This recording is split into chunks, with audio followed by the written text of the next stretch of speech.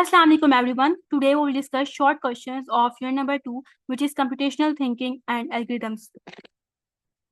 Differentiate between clarity versus efficiency. सबसे पहले हम इसको डिस्कस करते हैं. क्लैरिटी का मतलब क्या होता है? क्लैरिटी का मतलब ये होता है कि आपका एल्गोरिदम कितना इजीली रीड या अंडरस्टैंड किया जा सकता है, जबकि एफिशिएंसी का मतलब ये होता है कि आपका एल्गोरिदम कितना कम टाइम लेगा एग्जीक्यूशन के लिए और कितनी कम मेमोरी लेगा रन होने के लिए. क्लैरिटी का फोकस सिंप्लिसिटी और रीडेबिलिटी की तरफ होता है, जबकि एफिशिएंसी का फोकस स्पीड और मेमोरी यूजेज की तरफ होता है. क्लैरिटी बेसिकली प्रोग्रामर्स की हेल्प करता है कि वो एल्गोरिथम्स को मेंटेन कर सकते हैं, डीबग कर सकते हैं, मतलब कि उसमें से जो एरर्स वगैरह हैं वो फाइंड आउट करके उसको ठीक कर सकते हैं, जबकि एफिशिएंसी क्या करता है, एल्गोरिथम की जो ओवरऑल परफॉर्मेंस होती है उसको इंप्रूव कर रहा होता है. Next is abstraction versus pattern recognition. Abstraction का फोकस इंपॉर्टेंट डिटेल्स की तरफ होता है, जो अननेसेसरी इन्फॉर्मेशन होती है उसको इग्नोर किया जाता है, जबकि पैटर्न रिकॉग्निशन में सिमिलरिटीज आइडेंटिफाई की जा रही होती है, देखा जाता है कि क्या जो अब आप प्रॉब्लम सॉल्व करने जा रहे हैं इस टाइप का प्रॉब्लम पहले आपने सॉल्व किया है, अगर किया है तो उसके ऊपर आपने कौन सा सोल्यूशन अप्लाई किया था और उसी सोल्यूशन को आप दोबारा से अब वाले प्रॉब्लम के ऊपर अप्लाई कर सकते हो. एब्स्ट्रक्शन क्या करता है कि जो कम्प्लेक्स प्रॉब्लम्स होती हैं उनको सिंप्लीफाई कर रहा होता है, जबकि पैटर्न रिकॉग्निशन में क्या होता है कि ये आपकी हेल्प कर रहा होता है कि क्या आपने सिमिलर प्रॉब्लम सॉल्व करना है, अगर सिमिलर प्रॉब्लम सॉल्व करना है तो पहले जो उस प्रॉब्लम के लिए आपने सोल्यूशन अप्लाई किया था, सोल्यूशन डिजाइन किया था, वही सोल्यूशन अब भी आप अप्लाई करोगे, दोबारा से आप सोल्यूशन को डिजाइन नहीं करोगे. एब्स्ट्रक्शन क्या करता है, अननेसेसरी कॉम्प्लेक्सिटी और कॉम्प्लिकेशंस को रिड्यूस कर रहा होता है, जबकि पैटर्न रिकॉग्निशन क्या करता है, आपका टाइम सेव कर रहा होता है. किस तरह से टाइम सेव करता है, क्योंकि अब आपको दोबारा से सोल्यूशन डिजाइन करने की जरूरत नहीं होती, बल्कि जो पहले से आपने सोल्यूशन बनाया होता है जस्ट आप उसी को ही यूज कर लेते हो. Pseudo code versus flow chart. Pseudo code basically text based way होता है एल्गोरिथम को लिखने का, ठीक है, टेक्स्ट फॉर्म में जो है वो आप लिख रहे होते हो, जबकि फ्लो चार्ट एक ग्राफिकल रिप्रेजेंटेशन होती है एल्गोरिथम की. सूडो कोड को आप सिंपल इंग्लिश लाइक स्टेटमेंट में लिख सकते हो, जबकि फ्लो चार्ट के लिए आप सिंबल्स यूज कर रहे होते हो और उसको आप एरो के साथ कनेक्ट करते हो. सूडो कोड बेसिकली आप सूडो कोड को आप इजीली लिख भी सकते हो, उसको मॉडिफाई भी कर सकते हो, और फ्लो चार्ट को आप विजुअली अंडरस्टैंड कर सकते हो. Data structure vs control structures. Data structure basically एक वे होता है डाटा को ऑर्गेनाइज करने का, उसको स्टोर करने का, जबकि कंट्रोल स्ट्रक्चर में आप क्या करते हो, जो प्रोग्राम का फ्लो होता है उसकी जो एग्जीक्यूशन होती है उसको आप कंट्रोल कर रहे होते हो. इसको हमें बहुत डिटेल में इसके टॉपिक में ऑलरेडी हम लोग डिस्कस कर चुके हैं. एग्जाम्पल्स आ जाती हैं जैसे अरेज, लिस्ट, टैग, और कंट्रोल स्ट्रक्चर की एग्जाम्पल आती है sequence, selection, iteration.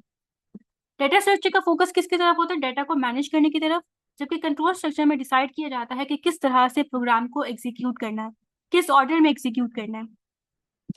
Algorithm versus pseudocode.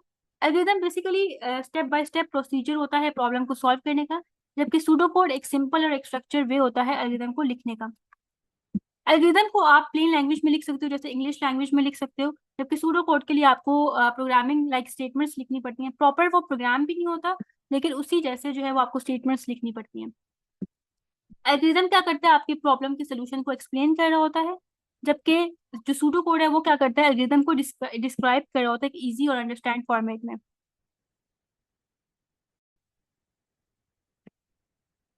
Right a note on the working of bubble sort.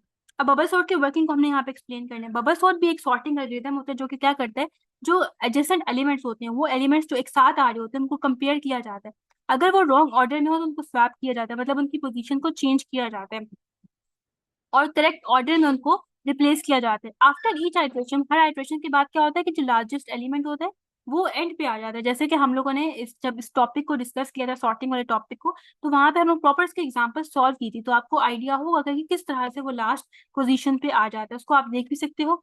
This process continues until the entire अरे इज सॉर्टेड. अब ये प्रोसेस कब तक कंटिन्यू रहता है, तब कब तक हम लोग स्वैपिंग कर रहे होते हैं, कब तक जो है वो हम लोग उसको करेक्ट ऑर्डर में अरेंज कर रहे होते हैं, जब तक कि अरे सॉर्ट नहीं हो जाती.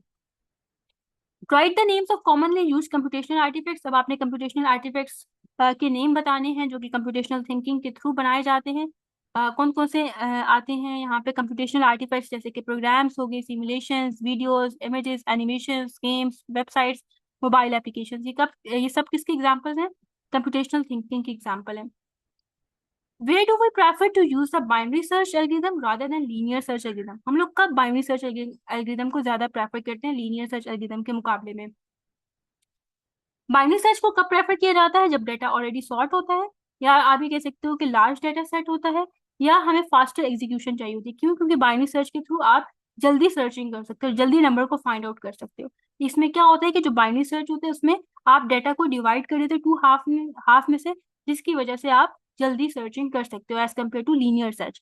The last one is what are the advantages of using flow chart. Flow chart के आपने एडवांटेजेस बताने हैं। Easy to understand and follow. अब इसमें क्या होता है कि हम लोग इजीली जो फ्लो चार्ट है उसको अंडरस्टैंड कर सकते हैं, देख सकते हैं कि प्रोग्राम का जो फ्लो है वो किस तरह का है, किस तरह से जो है वो प्रोग्राम एग्जीक्यूट होगा। Shows the logical flow of an algorithm, इसमें लॉजिकल फ्लो को शो किया जाता है।